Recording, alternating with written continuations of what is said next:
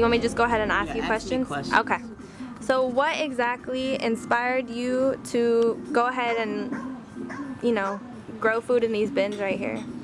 I think there was just a lot of trash in this area, and I wanted it to be pretty. So first I set a garden, and then of course you see not just flowers. I wanted to grow food, and then once I started doing that, it just started being really healing. You know, the green. I wanted to have greens for prosperity. So when I look out my window, the green would represent that there's always going to be money and plenty and abundance and growth. So I did want like collard greens and stuff to just show me that I would always have some growth. I would always have some money. There would always be some manifestation of abundance in my life. You know. I was telling somebody about this garden, and I said it's not the garden anymore. It's the fact that I was able to manifest a dream because I envisioned it in my head.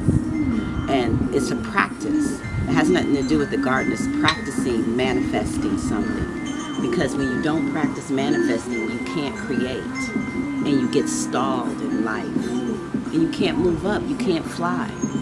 You know? And if you can learn how to manifest, you know, then you can get with other people and manifest, and then it gets even better. You create all these different wonderful things.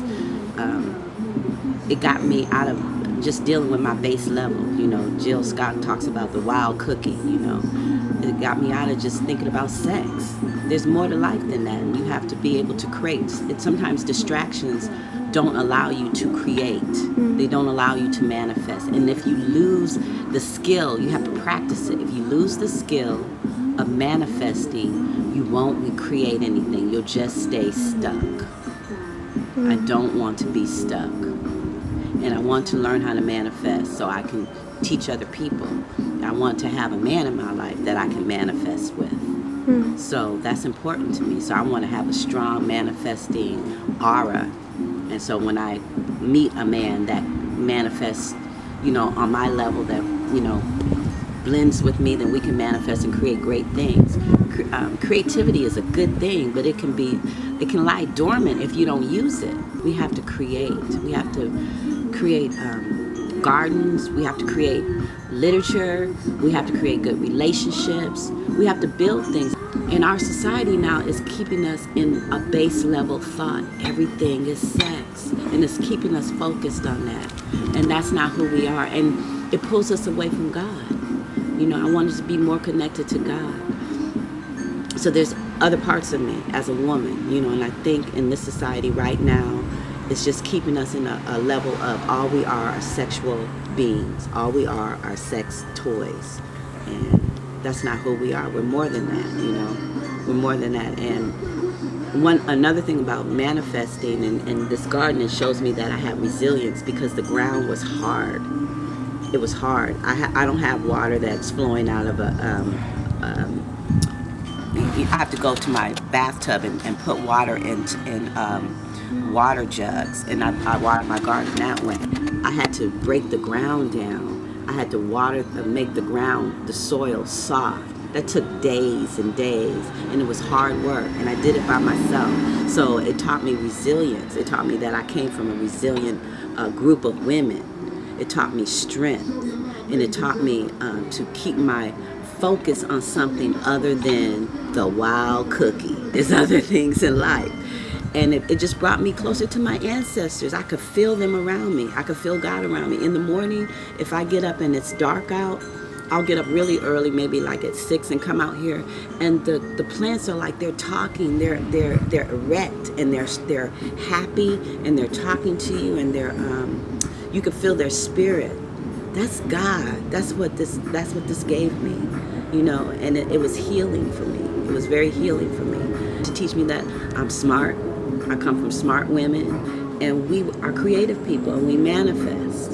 And it's taught me how to do that, and it's taught me the importance of practicing that all the time. Because if you don't practice manifestation, if you don't practice creating, having a dream, vision, manifesting that, you stay in base level. And base level, you just on your back. I mean, it's like a raw realization, but my ancestors, I believe they were raw.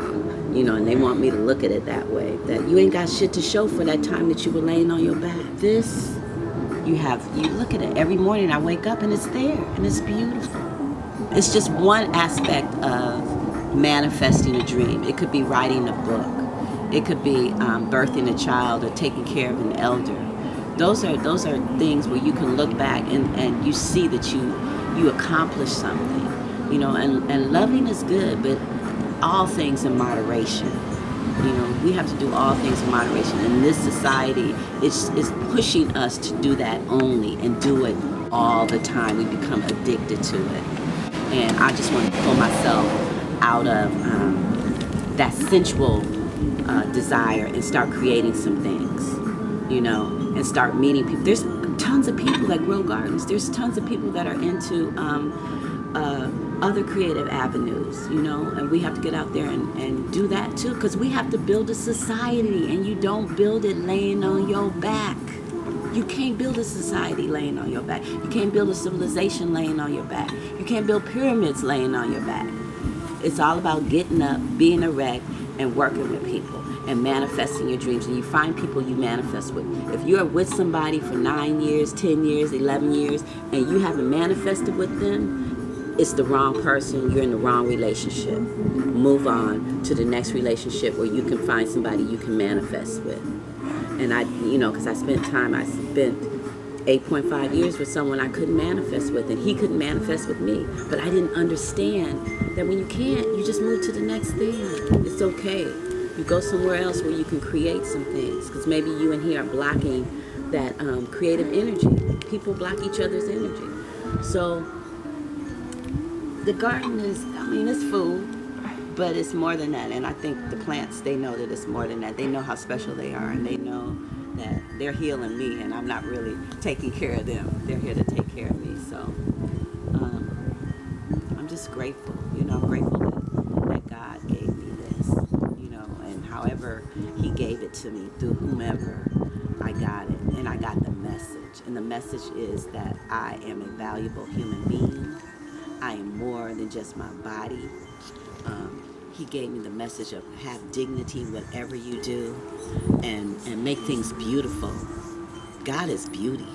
Make things beautiful, and give thanks to ancestors. Give thanks to the people who own this building, this property here, because I don't own this. I'm sharecropping. Give thanks to the woman who bought this place.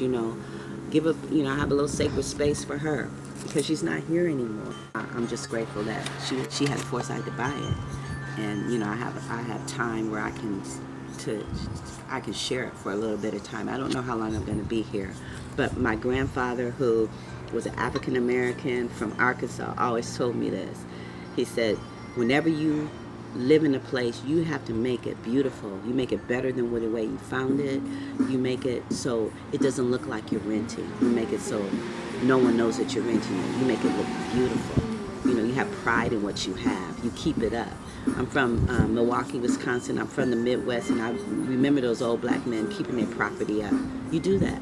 That's important. Things, houses and stuff, they don't come easy.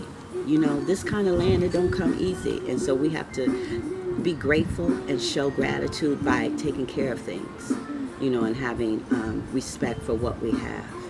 And so that's where I'm at. And I'm just loving myself, loving God, and just loving this area and this neighborhood. It's a good place. It's right on the top of the hill. And I have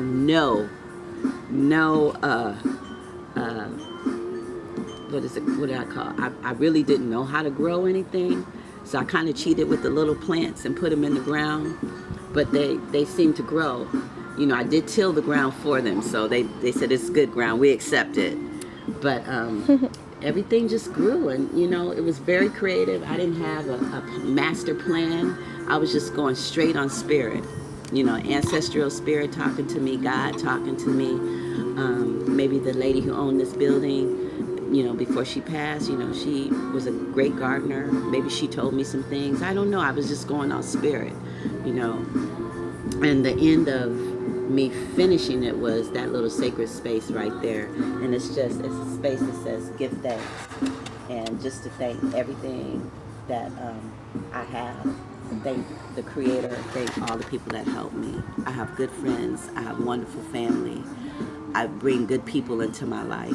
I'm just grateful because God has protected me. And I'm a woman and I'm very protected.